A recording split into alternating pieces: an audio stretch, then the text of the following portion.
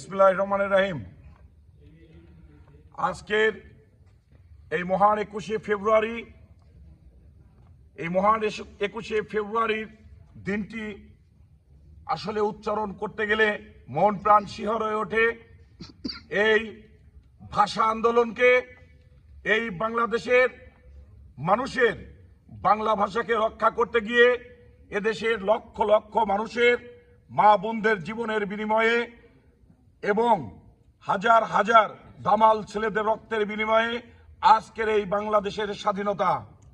তাই আজকের এই দিনে যারা এই বাংলাদেশের ভাষা, আমাদের প্রাণের ভাষা, আমাদের মায়ের ভাষা বাংলা ভাষাকে রক্ষা করতে গিয়ে যারা জীবন দিয়েছেন, যারা শহীদ হয়েছেন, তাদের আত্মার প্রতি শ্রদ্ধা জ্ঞাপন করি এবং বাংলাদেশ জাতীয়তাবাদী দল সাগরকান্দি ইউনিয়ন শাখার পক্ষ থেকে তাদের প্রতি আমরা সমবেদনা জ্ঞাপন করছি এবং তাদের রুহের মাগফিরাত কামনা করি। মহান আল্লাহ রাব্বুল আলামিন যেন তাদেরকে জান্নাতের উচ্চ মাকাম দান করেন।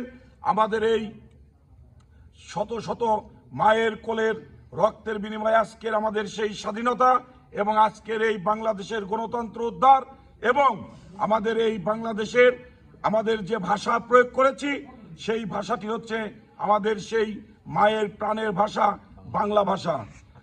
আমাদের সেই পাকিস্তানি হানাদার বাহিনীরা আমাদের লক্ষ লক্ষ মা বোনদের বিভিন্নভাবে ইজ্জত নিয়েছে, হাজার হাজার লোককে গুলি করে হত্যা করেছে।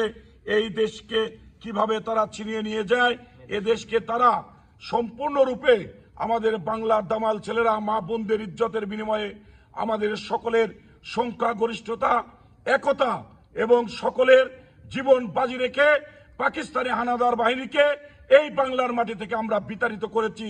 আমাদের প্রাণের ভাষা বাংলা ভাষা, আমরা সেই আমাদের প্রিয় দেশবাসী যারা এই বাংলার মাটিতে উদীয়মান জামাল ছেলেরা সর্বোচ্চ ভূমিকা রেখেছিলেন, মা বোনেরা ইজ্জত দিয়েছিলেন এবং জীবনের বিনিময়ে আজকের এই স্বাধীনতা। তাই আমি বিশেষভাবে সবাইকে অবগত করতে চাই, আমরা যাতে আমাদের সেই স্বাধীনতা এবং আমাদের সেই সার্বভৌমত্ব, আমাদের এই বাংলা মায়ের ভাষাকে সম্পূর্ণরূপে রক্ষা করতে পারি।